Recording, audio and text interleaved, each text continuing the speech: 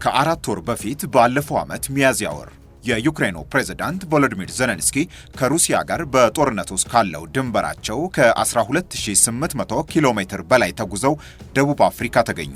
ያም ለዜሌንስኪ ወደ አፍሪካ ያደረጉት የመጀመሪያው ጉዞ ሆነ።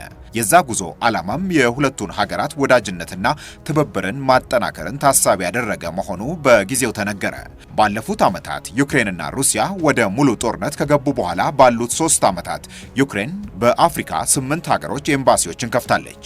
በአፍሪካ አህጉር ትብብርም ወዳጅነትንም በመፍጠር በቀደመችው በአፍሪካ በ40 ሀገራት ኤምባሲዎችና የትብብር ስምምነት ያላት ሩሲያን እግር በእግር በመከታተል ዩክሬን በአፍሪካ ያላትን ቦታና ተሰሚነት የማሳደግ ሩጫ ውስጥ መግባቷ ይነገራል። የመረጃ ምንጮች ይኸው የኪየቭና ሞስኮ ፉክክር በአፍሪካ ብቻ የተወሰነ አለመሆኑን በማንሳት በመካከለኛው ምስራቅም ሁለቱ ሀገራት የዲፕሎማሲና የኢኮኖሚ ትብብር የበላይነትን የማግኘት ትግል ውስጥ ገብተዋል ይላሉ። ለመሆኑ ከዚህ ሁሉ ጀርባ ያለው ምን ይሆን? ዩክሬን በጦርነት ውስጥ ብትሆንም የአፍሪካን ነገር እንዳትተወው ያደረጋት ምንድነው? የሁለቱ ሀገራት ትልቁ ሽኩቻና የበላይነት ሩጫ ያለው በምዕራብ አፍሪካና በሳህል ቀጠና መሆኑ ይነገራል። ከ11 ዓመት በፊት በጎርጎሮሲያኑ 2014 ፈረንሳይ በሳህል ቀጠና 3000 ወታደሮቿን አሰማራች። ስምሪቱም የባርኬን ተልእኮ የሚል መጠሪያ ተሰጠው። ይኸው የፈረንሳይ ጦር የሳህል ቀጠና ተልእኮ ፈረንሳይን በዓመት ከ1 ቢሊዮን ዩሮ በላይ ሲያስወጣት ነበር ይላል ደሰን ይዞት የወጣው መረጃ። ከምዕራብ አፍሪካውያን ከፍተኛ ተቃውሞ የገጠመው የፈረንሳይ ጦር የሳህል ቀጠናን በ2021 ለቆ ለመውጣት ተገደደ። ትንታኔ አቅራቢዎች ከዚህ ጀርባ የሩሲያ ረጅም እጅ ነበር ብሎ ያምናሉ። በፈረንሳይ ወታደሮች እግርም የሩሲያ ወታደሮች ተተኩ። ያም ቢሆን ግን አካባቢው ሰላም እንደራቀው ቀጥሏል። በተለያየ ጊዜ በአዝዋድ ንቅናቄና የማሊ ወታደራዊ ኃይል ማዕከል በሚፈጸም ጥቃት ብዙዎች ሞተዋል። ጥቃቱ በፈረንሳይ እግር ለተተኩት የሩሲያ ወታደሮችም አልቀረላቸውም ይባላል። ከዚህ ተደጋጋሚ ጥቃት ጀርባም በተደጋጋሚ አማጺ ቡድኑን በመደገፍ ዩክሬን ከጀርባ አለች ተብሎ ስሟ ይነሳል። ኪየቭ ደጋግማ ይህንን ሐሳብ ብታስተባብለውም አሜሪካዊቷ የአሪዞና ስቴት ዩኒቨርሲቲ መምህርና የዓለም አቀፍ ጉዳይ አጥኚዋ ካንዴስ ሮንዶክስም ይህንኑ ያነሳሉ።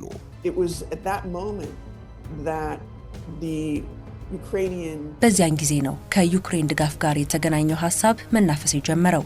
ከሚነሱ ሐሳቦች መካከል የዩክሬን ልዩ ኃይል የተዋረጋ አማጺ ቡድንን አሰልጥኗል የሚል ይገኝበታል። መረጃ ለመለዋወጥ ሳተላይት እንዴት መጠቀም እንዳለባቸው፣ የሰው አልባ በራሪ የድሮን ጥቃቶችን እንዴት በጠረፋማው የሰሜን ምስራቅ አካባቢ በማሊና በአልጄሪያ ድንበር አካባቢ ሁሉ እንደሚፈጽሙ አሰልጥናቸዋለች ይባላል።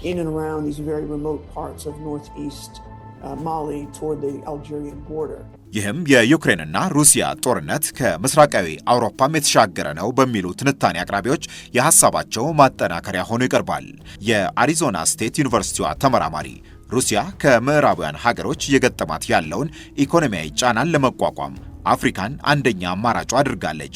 ዩክሬንም እግር በእግር የተከታተለች ሩሲያ የአፍሪካን የማዕድን ሀብት እንዳትቆጣጠር ነገሮችን በማበላሸት ስራ ተጠምዳለች ይላሉ።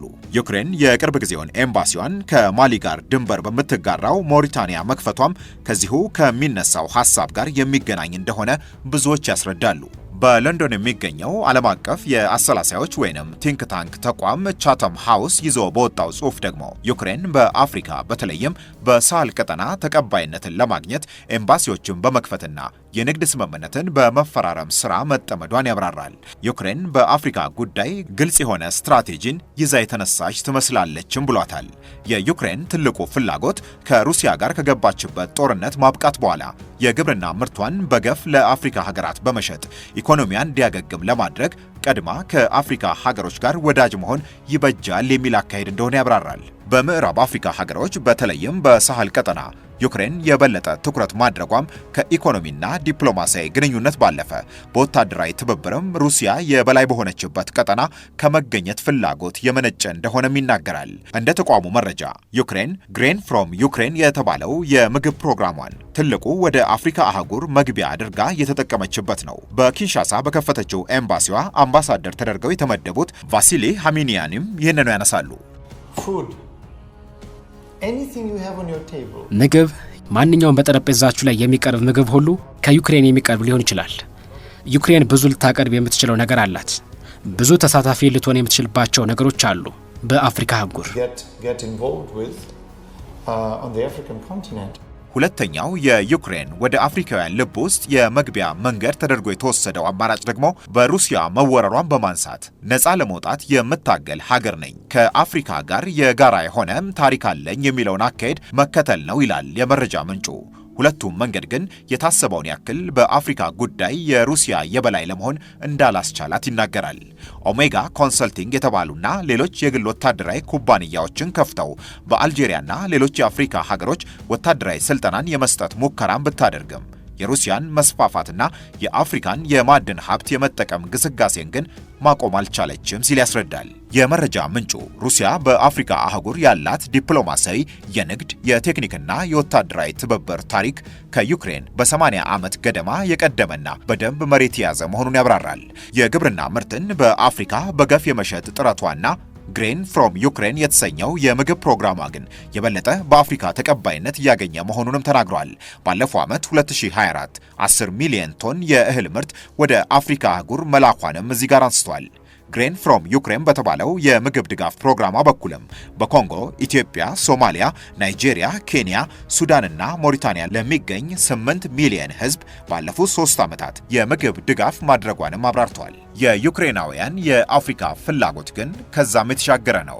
ሴርሂ ኩዛን የዩክሬን የደህንነት ትብብር ማዕከል ሰብሳቢና የቀድሞው የዩክሬን መከላከያ ሚኒስትር አማካሪ ነበሩ። እሳቸው ሩሲያ ዋግነርና አፍሪካ ኮርፕስ በተሰኙ የግል ወታደራዊ ኩባንያዎቹ በኩል ከጎርጎሮሳውያኑ 2018 አንስቶ በሳህል ቀጠና ሰላም እንዳይኖር በማድረግ በሌላ በኩል በዛ ላሉት መንግስታት ወታደራዊ ድጋፍን እያደረገ በምትኩ ያለማንም ከልካይ የአካባቢውን የማዕድን ሀብት እየወሰደ ነው ሲሉ ይከሳሉ። ከአፍሪካ በተገኘ የደም ወርቅ የሩሲያ መንግስት አቅሙን እያሳደገ ነው። ይህም በዩክሬን ላይ ለሚፈጸመው ጥቃት ተጨማሪ አቅም እየሆነው ነው ሲሉ ይከሳሉ። የእንግሊዙ ዓለም አቀፍ የአሰላሳዮች ወይንም ቲንክ ታንክ ተቋም ቻተም ሃውስ የዩክሬን በአፍሪካ አህጉር በሩሲያ ላይ የበላይ የመሆን ሩጫ እስካሁን መሳካት የቻለው በግብርና ምርት ሽያጭና በእርዳታ አቅርቦት ብቻ መሆኑን ያስረዳል። አፍሪካውያን እርዳታን ከመቀበል ባለፈ ከሩሲያ አስበልጠው ዩክሬን የተመኘችውን ትብብር ለማድረግ እስካሁን በራቸውንም ልባቸውንም የከፈቱ አይመስሉም ብሏል። ቻተም ሃውስ፣ ደሰን፣ ሎፌር ሚዲያ .org እና ሌሎች ድረገጾችን በመረጃ ምንጭነት ተጠቅመናል።